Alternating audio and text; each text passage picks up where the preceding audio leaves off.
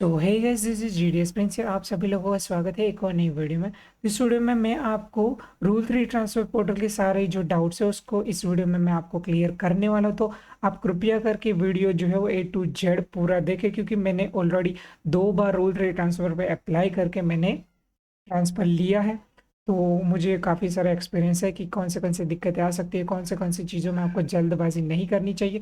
और काफ़ी लोगों ने तो मेरे वीडियोज़ पे कमेंट करके पूछ रखा है कि ऐसे-ऐसी दिक्कतें आ रही है, तो उसका सॉल्यूशन क्या होता है? तो कुछ चीज़ों का जो है वो डिपार्टमेंट ने भी क्लैरिफ़िकेशन नहीं दिया है, और कुछ चीज़ें जो है वो आप सिंपली सॉल्यूशन कर सकते हो। तो उसके बारे में इस वीडियो में पूरा का पूरा ए टू जेड सॉल्यूशन बात करेंगे। तो सबसे पहले यहाँ पे आपको इस वेबसाइट पे जाके आप अप्लाई कर सकते हो, rule3.cbt.gov.in वेबसाइट है। इस पे जाके आप अपना ट्रांसफ़र का एप्लीकेशन सबमिट करके ट्रांसफ़र ले सकते हो। तो आपके डिवीज़न या आईपी के थ्रू या एसपीएम के थ्रू मांगा होगा एम्प्लॉय आईडी, मोबाइल नंबर और ईमेल आईडी अपडेट करने के लिए। वो अपडेट होगा, फिर ही आप यहाँ पे इस वेबसाइट पे जाके अप्लाई कर सकते हो ट्रांसफ़र के लिए।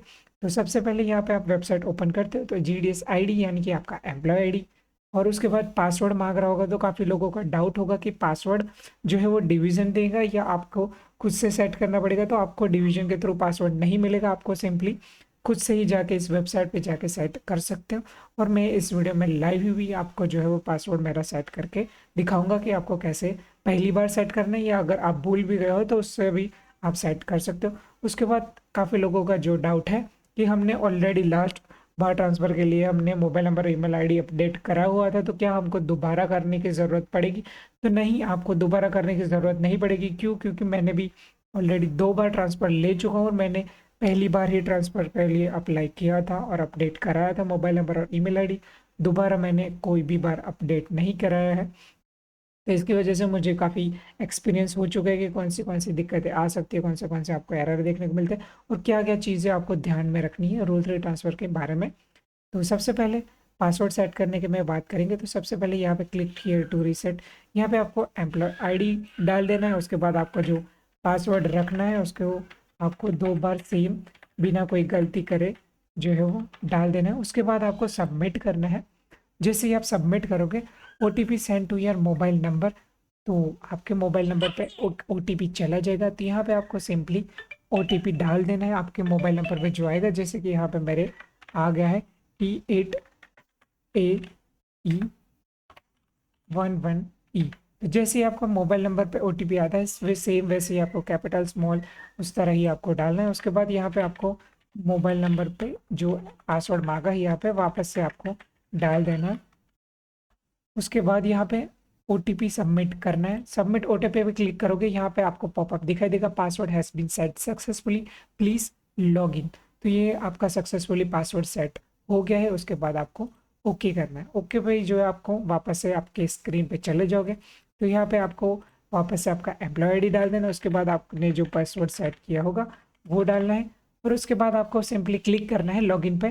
तो काफ़ी लोग मोबाइल मोबाइल पे तो ठीक है, सिंपली हो जाएगा, बट काफ़ी लोग जो है वो कंप्यूटर पे लॉगिन करने जाओगे। तो मेरा आदत है कि मैं एंटर दबा के लॉगिन करता हूँ। तो यहाँ पे आप एंटर दबाओगे तो लॉगिन नहीं होगा, आपको सिंपली यहाँ पे लॉगिन पे क्लिक करना होगा।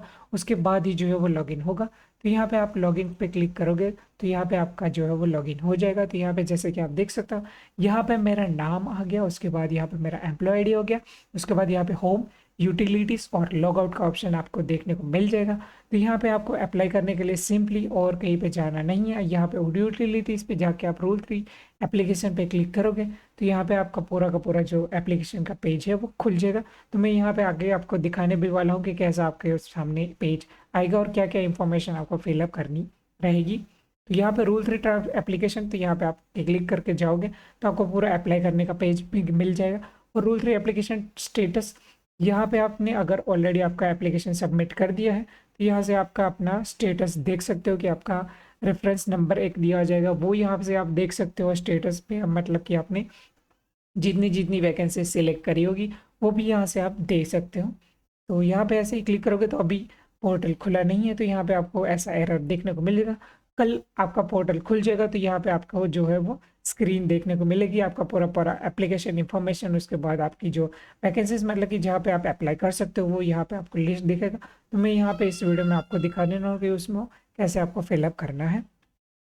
तो जैसे ही आप लॉगिन पे क्लिक करोगे इस टाइप का आपको सामने वेब पेज खुल जाएगा। तो यहाँ पे आपका एप्लीकेशन पूरा का पूरा देखने को मिल जाएगा। बट इसके पहले मैं कुछ क्लैरिफिकेशन करना चाहता हूँ कि यहाँ पे मैंने कुछ चीज़ें जो है वो हाइड कर रखी है। क्यों हाइड कर रखी है उसके बारे में मैं बात करूँगा। तो लास्ट में मैंने एक रूल 3 ट्रांसफर पोर्टल एप्लीकेशन पे मैंने पूरा का पूरा लाइव वीडियो बनाया था, जिसमें मैंने सारी की सारी मेरी डिटेल्स भी बताई थी, शेयर करी थी। तो उसकी वजह से यूट्यूब ने प्राइवेसी और पॉलिसीज़ की वजह से मेरा का पूरा वीडियो डिलीट कर दिया है। तो इसकी वजह से मैंने इस वीडियो में कुछ चीज़ें मेरी हाइड कर रखी है। तो यहाँ पे आपको अपने हिसाब से जो मैं पूरा का पूरा इन्फॉर्मेशन बताना चाहूँगा कि यहाँ पे आपकी कौन सी इन्फॉर्मेशन आएगी और यहाँ पे आपको क्या क्या सिलेक्ट करना आएगा। तो सबसे पहले यहाँ पे लॉगिन आपका नाम आएगा, उसके बाद यहाँ पे कुछ इंपॉर्टेंट इंस्ट्रक्शंस आएगी, आपको ठीक से पढ़ लेना है। तो सबसे पहले फटाफट से मैं दिखा देता हूँ कुछ वीडियोस में। चेक द करंट वर्किंग, मतलब कि यहाँ पे आपके नीचे सारी की सारी जो इन्फॉर्मेशन दी होगी वो आपको चेक कर लेनी है कि सारी की सारी आपकी सही है या नहीं। तो सबसे पहला तो मैन्युअली हमको डालना आया था, उसके बाद अपडेट आया, उसके बाद आपका ऑलरेडी इन्फॉर्मेशन फिल आया है। तो कुछ ही चीज़ें आपको चेंज करनी है। बट यहाँ पे मेन आपको ध्यान रखने वाली बात है कि ऑलरेडी फिल्ड जो इन्फॉर्मेशन आएगी उसमें आपका कुछ भी जो है वो गलत होगा। तो आपको सबसे पहले अप्लाई नहीं करना है फॉर्म, आपको सबसे पहले डिवीज़न को कांटेक्ट करना है, उसके बाद उनको बोलना है कि ये चीज़ मेरी करेक्ट कर दो।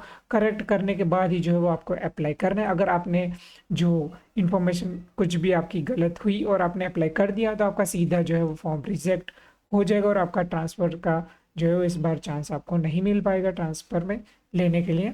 तो चलिए शुरू करते हैं। सबसे पहले इन्फॉर्मेशन देख लेते हैं कि क्या क्या इन्फॉर्मेशन आपको फिल करने के लिए आएगी। तो यहाँ पे सबसे पहले आपका आएगा GDS ID, यहाँ पे आपका एम्प्लॉय ID चेक कर लेना है आपका। उसके बाद GDS नेम, यहाँ पे आपका नाम आएगा पूरा का पूरा।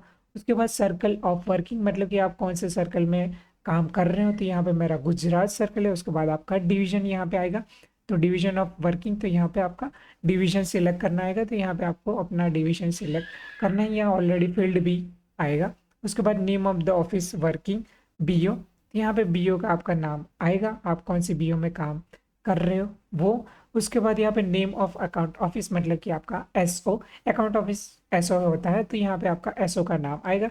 तो यहाँ पे मैंने हाइड ही कर लिया है, इस टाइप का ही आपको देखने को मिलेगा। तो यहाँ पे थोड़ा मैंने कुछ मिटा के रखा है। उसके बाद यहाँ पे डिजिग्नेशन ABPM BPM और डाक सेवक, तो यहाँ पे आपका अपना डिजिग्नेशन सिलेक्टेड आएगा। तो यहाँ पे आपको चेक कर लेना है सही है या नहीं है, और अगर सिलेक्शन करने आता है तो यहाँ पे आपको अपना डिजिग्नेशन सिलेक्ट कर लेना है। उसके बाद आपका वर्किंग हावर्स, तो यहाँ पे लेवल 1 4 आवर्स, मतलब कि आपकी 4 घंटे की ड्यूटी है या 5 घंटे की ड्यूटी है वो देख लेना है। उसके बाद लेवल 1 या लेवल 2 है आपका, वो भी आपको देख लेना है ठीक से। उसके बाद TRCA लेवल आपका बेसिक 10,000 है, 12,000 है या 13,500 या समथिंग तीसरा स्लैब आता है। तो वो है यहाँ पे आपको चेक कर लेना है आपके स्लैब के हिसाब से। अगर ये यहाँ पे आपको कोई भी इंफॉर्मेशन जो है वो गलत दिखती है तो आपको सबसे पहले डिवीज़न को कांटेक्ट करके उसको सही कराना है। मेरे भी बारे में एक जो है वो दिक्कत आई थी कि यहाँ पे मेरा लेवल है वो गलत दिखाया था, तो मैंने कांटेक्ट करके करेक्ट कराया था, उसके बाद ही मैंने अप्लाई कराया था। उसके बाद यहाँ पे आपका TRCA लेवल, उसके बाद आधार नंबर यहाँ पे आपका पूरा का पूरा आएगा, तो वो यहाँ पे आपको ठीक करा लेना है। उसके बाद अगर आपको फिल करना आता है तो आपको ठीक से अपना आधार कार्ड नंबर यहाँ पे डाल देना है, फिल कर लेना है। जेंडर यहाँ पे आएगा ऑलरेडी सिलेक्टेड। मोबाइल नंबर आपका यहाँ पे ऑलरेडी डला ही आएगा क्योंकि आपने अपडेट कराया है, तो नहीं डला आता है तो आपको खुद से डाल देना है यहाँ पे मोबाइल नंबर आपका। उसके बाद यहाँ पे ईमेल आएगा, तो ईमेल में सबसे पहले क्या करना है आपको यहाँ पे ईमेल डालना है। उसके बाद आपने ईमेल आईडी डाला, उसके बाद आपके जो जीमेल है उसमें एक OTP आएगा। तो यहाँ पे मैंने ऑलरेडी दूसरा पेज खोल रखा है, तो यहाँ पे आपको जीमेल पे जाके आपका जो पासवर्ड आएगा वो यहाँ पे आपको नीचे डालना आता है। उसके बाद सबमिट आप करोगे तो यहाँ पे ऐसा लिख के आएगा ईमेल वैलिडेटेड। उसके बाद ही जो है वो आपको आगे बढ़ने देगा। उसके बाद यहाँ पे आपका डेट ऑफ बर्थ आएगा। उसके बाद यहाँ पे date of discharge automatic fill होके आएगा। डेट ऑफ एंगेजमेंट भी आपका ऑटोमेटिक फिल आएगा। नहीं आता है तो आपको यहाँ पे भी गलती नहीं करनी है, आपको यहाँ पे डेट ऑफ एंगेजमेंट ही आपको सबसे ज़्यादा इम्पोर्टेंट है, सही ही डालना है।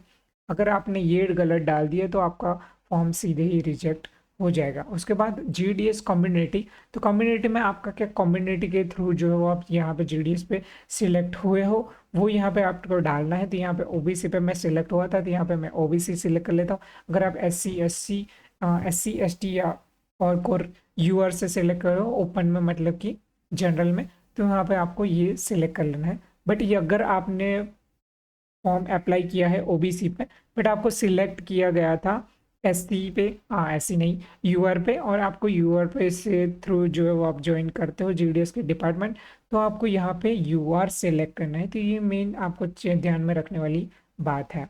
उसके बाद सिलेक्ट अगेंस्ट कम्युनिटी, मतलब कि सामने आपको जो सीट सिलेक्ट कर रहे हो उसमें प्रेफरेंस में भी जो है आपको प्रायोरिटी मिल सकती है, तो आप सामने आपको कौन सी सीट चाहिए उसके हिसाब से। तो यहाँ पे मैंने ओबीसी सिलेक्ट कर लिया है।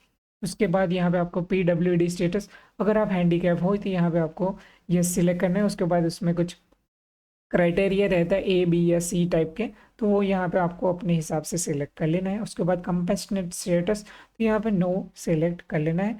With whether 10th passed with English and maths, तो क्या आपके 10th में मैथ्स और इंग्लिश थे, तो यस आपको यहाँ पे सिलेक्ट कर लेना है। उसके बाद अप्लाइंग ग्राउंड्स, तो यहाँ पे आपको 4 अप्लाइंग ग्राउंड्स मिल जाएंगे ऑप्शंस में, general, spouse, PWD and mutual. तो अगर आप जनरली अप्लाई कर रहे हो तो जनरल सेलेक्ट करना है। उसके बाद पीडब्ल्यूडी, अगर आप हैंडीकैप हो तो यहाँ पे आपको पीडब्ल्यूडी ग्राउंड सेलेक्ट करना है। उसके बाद तीसरा स्पाउस ग्राउंड, तो अगर आपके वाइफ जो है वो स्टेट गवर्नमेंट में जॉब कर रहे हो और जिनका जॉब नॉन ट्रांसफरेबल है, तो उनके बेस पे आपको अप्लाई करना है, तो आपको प्रायोरिटी मिल सकती है, तो आप स्पाउस ग्राउंड पे भी अप्लाई कर सकते हो। तो स्पाउस ग्राउंड पे अप्लाई करने के लिए एक सर्टिफिकेट कुछ लाना रहता है, तो वो आप डिवीजन को कांटेक्ट करके वहाँ से सर्टिफिकेट का परफॉर्मा लेके आपको अपने वाइफ को देना पड़ेगा। वहाँ पे उनका जहाँ पे जो अथॉरिटी रहेगा हायर, वहाँ पे वो स्टैम्प्स करके साइन करके देंगे। उसके बाद जो है आपको डिवीजन को सबमिट करना है, तो उसके हिसाब से आप स्पाउस ग्राउंड पे अप्लाई कर सकते हो। और उसके बाद लास्ट में म्यूचुअल ट्रांसफ़र पे आपको अप्लाई करना है, तो वहाँ से भी आप कर सकते हो।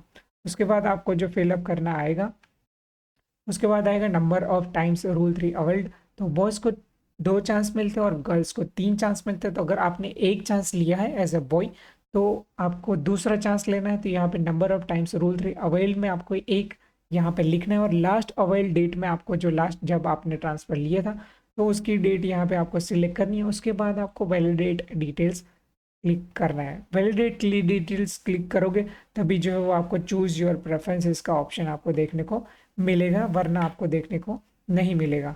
तो वैलिडेट डिटेल्स करने के बाद आपको यहाँ पे सर्कल सेलेक्ट करने का ऑप्शन आएगा, तो जहाँ पे आपको ट्रांसफर लेना है सर्कल सेलेक्ट कर लेना है। उसके बाद डिवीजन यहाँ पे आपको सेलेक्ट करने का ऑप्शन आएगा, तो आपको जिस डिवीजन पर ट्रांसफर लेना है वो यहाँ पे आपको सिलेक्ट कर लेना है। डिवीजन पे आप सिर्फ एक ही डिवीजन पे जितनी भी वैकेंसी सीट्स होगी एलिजिबल, वहाँ पे अप्लाई कर सकते हो। अलग अलग डिवीजन पे अलग अलग सीट्स ऐड करके ट्रांसफ़र नहीं ले सकते हो, तो ये खास आपको ध्यान में रखने वाली बात है। उसके बाद यहाँ पे आपको ऑफिस पे क्लिक करोगे तो यहाँ पे कुछ आपको इस टाइप का देखने को मिलेगा। तो यहाँ पे आपको जितनी भी सीट्स होगी जहाँ पे आप ट्रांसफ़र लेने के लिए एलिजिबल हो, सिर्फ उतनी ही शो करेगी। तो यहाँ पे आपको देख लेना है। सबसे पहले आपको सोच समझ के ट्रांसफ़र लेने के लिए डिसीजन लेना है। यहाँ पे आपको जितनी भी सीट्स पे वैकेंसी पे ट्रांसफ़र लेने के लिए यहाँ पर आपको दिखाई देगी, वो आपके स्लेब्स, आवर्स एंड बेसिक के हिसाब से ही दिखाई जाएगी। तो ये आपको खास ध्यान में रखने वाली बात है। यहाँ पे जैसे कि देख सकते हो मेरा ABPM लेवल 1 4 घंटे के अंदर मैं लाइव करता हूँ। उसके बाद स्लैब मेरा 1 है और उसके बाद 10,000 मेरा बेसिक है। तो यहाँ पे देख सकते हो कि यहाँ पे मेरे ट्रांसफ़र लेने के लिए इतनी सीट्स होगी, बट मेरे जो पास पड़ती है मैं सिर्फ उसी सीट्स पे अप्लाई करूँगा, ऐड करूँगा प्रेफरेंसेस पे। दो बाकी फालतू की सीट्स पे वैकेंसी पे ऐड नहीं करूँगा प्रेफरेंसेस के तौर पे। यहाँ पे जैसे कि आप देख सकते हो दूसरी बार मेरा ट्रांसफ़र आया था तो मैंने यहाँ पे 2 ही प्रेफरेंसेस ऐड करी थी। यहाँ पे जैसे कि देख सकते हो ऐड प्रेफरेंसेस, पहली ऐड प्रेफरेंसेस और उसके बाद दूसरी। सबसे पहले जहाँ पे आप ट्रांसफ़र लेना चाहते हो, तो जैसे कि यहाँ पे एग्जांपल पे तौर पे मैं आपको दिखा देता हूँ कि यहाँ पे मैं ट्रांसफ़र लेना चाहता हूँ, तो पहले नंबर पे ही मैं सबसे पहले यहाँ पे ये ऐड करूँगा। फिर उसके बाद दूसरी जगह पे ऐड करना चाहता हूँ तो दूसरे पे उसको यहाँ पे सिलेक्ट करता हूँ। तो अगर यहाँ पे मेरे को ट्रांसफ़र नहीं मिलता तो ही यहाँ पे मेरे को मिल सके उसके हिसाब से। तो यहाँ पे मेरी सारी जो BOs थी, तो यहाँ पे मैंने सिर्फ 2 ही सिलेक्ट करके ऐड करी थी कि यहाँ पे मेरे को पहले प्रेफरेंस यहाँ पे अगर मेरे को यहाँ पे मिल जाता है तो ठीक है, वरना यहाँ पे नहीं मिलता है तो यहाँ पे मेरे को दूसरी BO पे यहाँ पे ट्रांसफ़र मिल सकता है। इसके अलावा मैंने और प्रेफरेंसेस ऐड नहीं करी है, वरना यहाँ पे मेरे पास काफ़ी सारे प्रेफरेंसेस अवेलेबल थी, बट यहाँ पे मेरे को सिर्फ यही 2 जगह पे ट्रांसफ़र चाहिए था। इसके अलावा कोई और जगह पे ट्रांसफ़र नहीं चाहिए था, इसलिए मैंने यहाँ पे सिर्फ 2 ही सीट्स वैकेंसीज पे ऐड करी है। तो यहाँ पे आपको वापस से ट्रांसफ़र पे प्रेफरेंसेस एडिट करने का ऑप्शन मिलेगा, बट यहाँ पे मैं आपको समझा दूंगी कि आपको कुछ ही चीज़ें एडिट करने का ऑप्शन मिल सकता है। तो यहाँ पे सबसे पहले मैंने ये 2 सीट्स ऐड करी है, तो यहाँ पे मैं आपको एग्जाम्पल के तौर पे दिखा दूंगा कि क्या आपको चेंज करने का ऑप्शन मिलेगा। तो जैसे आप अप्लाई कर दिए तो आपने 5 सीट्स ऐड कर ली है प्रेफरेंसेस के तौर पे, जैसे कि मैंने यहाँ पे 2 करी है। तो आप एडिट करने जाओगे तो यहाँ पे आपको सिंपली 2 ही ऑप्शंस मिलेगी। यहाँ पे ना ही आप डिलीट करने का ऑप्शन मिलेगा और ना ही और कुछ ऑप्शन मिलेगा। तो ये तो मैंने सबमिट नहीं किया है, इसलिए यहाँ पे डिलीट का ऑप्शन दिखा रहा है। काफ़ी लोग कंफ्यूज हो जाएंगे कि यहाँ पे आपके यहाँ पे तो डिलीट का ऑप्शन देखने को मिल रहा है, तो वो भी मैं आपको अगले डाउट क्लियर कर देता हूँ। तो यहाँ पे मैंने 2 सीट्स और इसके बाद सबमिट कर देता हूँ। तो उसके बाद क्या होता है कि यहाँ पे आपको ऐसा पॉपअप आएगा जा please make sure the data entered is correct, application one submitted can not be modified, मतलब कि मॉडिफाई नहीं होगा। मॉडिफाई के नाम पे क्या है कि आप कुछ उसमें टाइप करके डिटेल्स चेंज नहीं कर सकते। सिंपली आपके जो ऑप्शंस की जो डिटेल्स होती है, ऑप्शंस की मतलब कि यहाँ पे आप सिलेक्ट किया कि ABPM, तो यहाँ पे आप BPM या वगैरह ही चेंज कर सकते हो। उसके अलावा आपको और कोई चेंज नहीं देखने को मिल सकता है। तो आपको सोच समझ के एक ही बार आपको चांस मिल रहा है, ऐसा सोच समझ के आपको अप्लाई करना है। तो जैसे कि यहाँ पे मैंने 2 सीट्स करी, उसके बाद एडिट करने में मैं जाऊँगा तो यहाँ पे क्या एडिट करने का मेरे को ऑप्शन मिलेगा। तो यहाँ पे जी यहाँ पे डिलीट का ऑप्शन है, तो सबमिट करने के बाद यहाँ पे डिलीट का ऑप्शन नहीं रहेगा। तो यहाँ पे मैं दूसरे नंबर की सीट है वो पहली लाना चाहूँगा, तो वो ही यहाँ पे प्रेफरेंस करने का ऑप्शन मिलेगा। यहाँ पे दूसरे के पीछे यहाँ पे 1 नंबर डाल दूंगा और यहाँ पे 1 नंबर पे 2 नंबर डाल दूंगा, तो मेरा दूसरी जो सीट है सिलेक्ट किया है मैंने वो पहली आ जाएगी और पहली जो सीट है वो दूसरी चली जाएगी। बस इतना ही जो है वो मैं सिर्फ चेंज कर सकूँगा, इसके अलावा और कोई भी चेंजेस मेरे को देखने को नहीं मिलेंगे। डिलीट भी मैं नहीं कर सकूँगा जो प्रेफरेंसेस ऐड किए हैं वो। तो यहाँ पे इस टाइप का आपको पॉपअप आएगा, कंफर्म करते ही जो है वो आपका सबमिट हो जाएगा। अगर आपको उस टाइम कंफर्म करके सबमिट नहीं करना है तो आप सिंपली कैंसिल क्लोज कर भी सकते हो, और यहाँ पे आप कट करके जो है वो आप सीधा लॉग आउट भी हो सकते हो या बंद भी कर सकते हो। उसके बाद आप दोबारा पे ओपन करके अप्लाई कर सकते हो। तो ऐसा नहीं है कि आप यहाँ पे ऐड करके यहाँ पे कंफर्म कर दिया तो ही सिर्फ आपका सबमिट होगा। अगर आपने क्लोज कर दिया, आपने वहाँ से ही आपका अपना विंडो काट दिया, तो जो है वो आपको वहाँ से आपका एप्लीकेशन है वो कैंसिल हो जाएगा और आप दोबारा से जाके सब डिटेल्स फिल करके अप्लाई कर सकते हो। जैसे आप कंफर्म करोगे यहाँ पे इस टाइप का यहाँ पे आपको पॉपअप आएगा रूल 3। उसके बाद यहाँ पे आपका रेफरेंस नंबर आ जाएगा, तो ये आपको कॉपी कर लेना है। अगर नहीं भी करोगे तो कोई दिक्कत नहीं है, आप दोबारा से पोर्टल में लॉगिन करके देख सकते हो। यहाँ पे कुछ आपका इस टाइप का एप्लीकेशन आपको देखने को मिल जाएगा जिस पे आपने अप्लाई किया होगा, कौन सी डेट को कितने टाइम पे आपने अप्लाई किया। उसके बाद यहाँ पे आपकी सारी की सारी details, GDS ID, name, work circle of working, division आपका BO, अकाउंट ऑफिस मतलब कि SO, डिजिग्नेशन आप जिस डिजिग्नेशन ABPM BPM डाक सेवक। उसके बाद यहाँ पे काफ़ी लोगों का लास्ट में एक पूछा था कि अप्लाइंग ग्राउंड्स अदर, अदर का मतलब जो है वो यहाँ पे जनरल पे आपने अप्लाई किया होगा तो यहाँ पे आपको अदर ही दिखाया जाएगा। अगर आपने PWD स्पाउस या म्यूचुअल पे ट्रांसफ़र की अप्लाई किया होगा तो यहाँ पे आपको उसका दिखाएगा। बट अगर आप जनरल में ट्रांसफ़र के लिए अप्लाई किया है तो यहाँ पे आपको अदर देखने को मिलेगा। तो एक फ्रेंड ने पूछा था कि यहाँ पे अप्लाई ग्राउंड पे अदर दिख रहा है तो क्या उससे कोई दिक्कत हो सकती है। तो मैंने चेक किया तो यहाँ पे जनरल पे आप अप्लाई करते हो तो यहाँ पे अदर ही आपको देखने को मिलता है। उसके बाद यहाँ पे आपने जिस डेट को अप्लाई किया है वहाँ पे आपको डेट आ जाएगी। उसके बाद जहाँ पे जिस जिस सीट पे आपने अप्लाई किया है तो यहाँ पे आपको सीट्स देखने को मिलेगी। टेंटेटिव वैकेंसीज का इस बार ऑप्शन नहीं है तो आपको ये टेंटेटिव वैकेंसी का ऑप्शन नहीं देखने को मिलेगा। आप सिंपली अप्लाई करके ट्रांसफ़र ले सकते हो। अगर आपको जानना है कि टेंटेटिव वैकेंसीज क्या है तो आप मेरे यूट्यूब चैनल पे जाकर एक वीडियो देख सकते हो, वहाँ पे आप मैंने एक्सप्लेन किया है कि टेंटेटिव वैकेंसीज क्या है। तो बस यही है, आपको बिल्कुल भी जल्दबाजी नहीं करनी है रूल 3 ट्रांसफ़र पोर्टल पे अप्लाई करने के लिए, और आराम से आपको सोच समझ के सीट्स देखे और आपको इंक्वायरी करके आपके वहाँ पे कोई रिलेटिव से या कोई और भी जान पहचान का है तो वहाँ पे आपको पूछ पड़ताछ करके जो है वो आपको ट्रांसफ़र करना है। बिल्कुल भी जल्दबाजी ना करिए। कल ट्रांसफ़र पोर्टल ओपन होते ही आपको सबसे पहले लॉगिन कर लेना है, पासवर्ड सेट करके लॉगिन करना है। उसके बाद आपको आपकी कितनी एलिजिबल सीट्स हैं वो आपको देख लेनी है। उसके बाद आराम से आप 1 या 2 या 3 दिन के बाद अप्लाई कर सकते हो।